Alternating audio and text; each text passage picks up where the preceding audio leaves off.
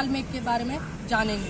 काल मेघ का सिनोनिम्स, मॉर्फोलॉजी, उसका क्लिनिकल यूज, साथ ही साथ वो कितनी मात्रा में लेनी चाहिए, इन सभी की चर्चा हमारी इस वीडियो में आज किया जाएगा। काल मेघ अर्सोगनादी वर्ग में आता है। इसकी फैमिली एकैंथेसी होती है।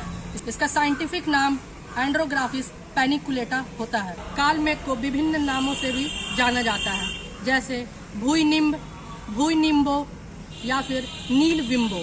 साथ ही साथ इसे नीलबेरू या फिर करियाटू के नाम से भी जाना जाता है। यह भारत के समस्त इलाकों में पाया जाता है, अर्थात भारत में जितने भी मैदानी इलाके हैं सभी जगह काल मेघ पाया जाता है। आइए अब हम काल मेघ के मॉर्फोलॉजी के बारे में जान लेते हैं। काल मेघ की लंबाई करीब 1 से 3 फीट तक हो सकती है। यहाँ आप नीचे देख सकते हैं कि काल मेघ की लंबाई करीब 1 से 3 फीट तक होती है। यह कभी 2.5 फीट तक लंबा पौधा है, ये आप देख रहे हैं। काल मेघ का जो स्टेम होता है वो काफी कोमल, साथ ही साथ चिकना होता है। यहाँ आप इसके पत्तों को देख सकते हैं। इसके पत्तों की लंबाई करीब 1.5 से 2.5 इंच तक होती है। साथ ही साथ इसकी चौड़ाई करीब आधा इंच तक होती है। काल मेघ का जो फ्लावर है वो उजले कलर का होता है। साथ ही साथ आप इसमें देख सकते हैं कि बैंगनी कलर के धब्बे भी मौजूद होते हैं। यहाँ आप देख सकते हैं ये उजले कलर का काल मेघ का फ्लावर है।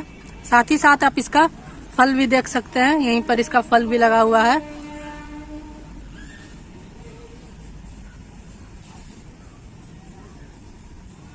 इसके फल, साथ ही साथ इसके स्टेम के ऊपर छोटे छोटे रोए भी होते हैं। अब हम जानते हैं काल मेघ का केमिकल कंपोजिशन क्या होता है। काल मेघ में काल मेघीन, साथ ही साथ एंड्रोग्राफेलॉइड्स भी पाया जाता है। इसका जो गुण होता है वो लघु एवं रुक्ष होता है, अर्थात यह आसानी से पच जाता है। साथ ही साथ ये शरीर में आपको रुक्षता भी उत्पन्न करता है। साथ ही साथ इसका जो रस है वो तिक्त होता है, अर्थात अगर आप इसका सेवन करते हैं तो यह आपको स्वाद में काफी तिक्त सा महसूस होगा। साथ ही साथ इसका जो विपाक होता है वो कटु होता है और इसका जो वीर्य है वो उष्ण होता है, अर्थात अगर आप इसका अति सेवन करेंगे तो ये शरीर में आपको उष्णता उत्पन्न करेगा। आइए अब हम इसके क्लिनिकल यूज के बारे में जान लेते हैं। ये कफ पित्त हर होता है, अर्थात ये कफ का शमन करता है। साथ ही साथ ये शरीर की गर्मी को शांत भी करता है।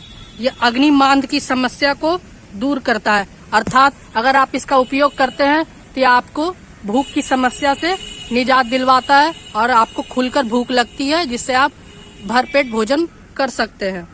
साथ ही साथ इसका उपयोग करने पर आपको लीवर की कोई भी समस्या हो, लीवर का डिस्फंक्शन हो रहा हो तो उससे आपको छुटकारा मिल सकता है। साथ ही साथ अगर आप इसका प्रयोग आंवला, मुलेठी के साथ 2-2 ग्राम करते हैं तो ये आपको कैसा भी कॉन्स्टिपेशन हो उससे आपको छुटकारा मिल जाएगा। यह हमारे पेट एवं आंत में मौजूद कीड़ों को भी मारता है।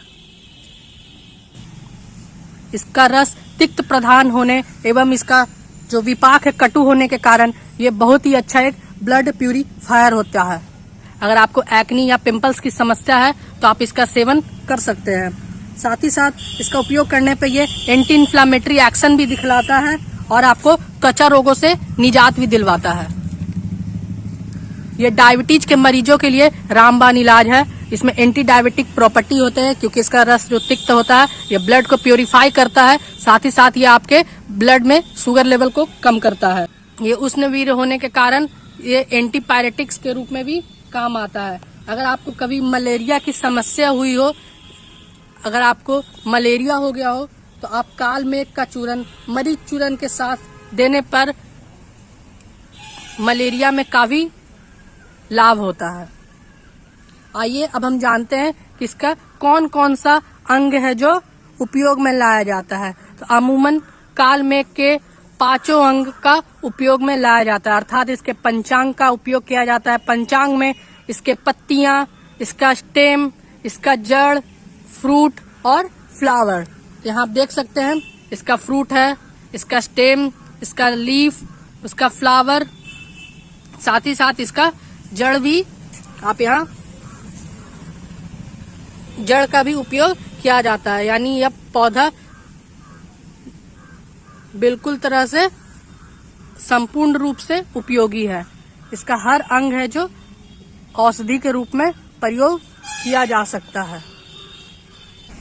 आइए अब हम जान लेते हैं कि इसका उपयोग कितनी मात्रा में लेना चाहिए, अर्थात इसका डोज है जो कितना होना चाहिए।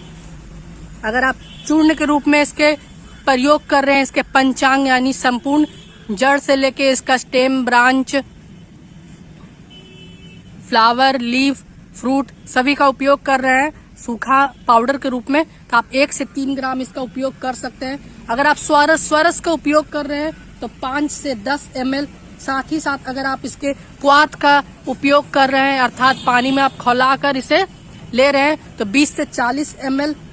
साथ ही साथ अगर आप इसका तरल सत्व का प्रयोग कर रहे हैं, यानी इसका एक्सट्रैक्ट का प्रयोग कर रहे हैं, तो आपको आधे से 1 ml तक ही इसका उपयोग करना है, क्योंकि इसका सत्व में इसके केमिकल कंपोजिशंस के एंड्रोग्राफिलॉइड्स और कालमेघीन की जो मात्रा होती है वो बहुत ही ज्यादा परसेंटेज में पाई जाती है, इसलिए हम लोग सत्व का बहुत ही कम मात्रा में उपयोग करते हैं। आइए अब हम जानते हैं कि इसका स्टोरेज किस किस रूप में किया जा सकता है। इसका जो स्टोरेज होता है वो वर्षा के अंत या शीत ऋतु के प्रारंभ में संपूर्ण पेड़ को सुखाकर रख ले और उसे पाउडर बना के आप इसका उपयोग कर सकते हैं। अब जानते हैं कि एडल्ट्रेंट के रूप में ये किस तरह से प्रयोग में लाया जाता है।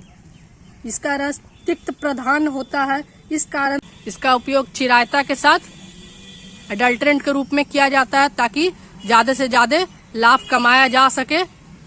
लेकिन कालमेघ एक अलग पौधा है और चिरायता एक अलग पौधा है, लेकिन दोनों का स्वाद लगभग तिक्त प्रधान होने के कारण दोनों ही तिक्त प्रधान है, इसलिए इनके स्वाद में बिल्कुल भी डिफ्रेंशिएट नहीं किया जा सकता है। इसलिए इसे अडल्ट्रेंट के रूप में चिरायता के साथ मिलाकर बाजार में बेचा जाता है। आइए अब जानते हैं कि ये आपको किस किस रूप में बाजार में उपलब्ध होंगे, अर्थात इसका फॉर्मुलेशन क्या क्या हो सकता है। कालमेघ कैप्सूल्स के रूप में, पाउडर के रूप में, या फिर आपको तरल सत्व के रूप में बाजार में आसानी से उपलब्ध हो जाएगा।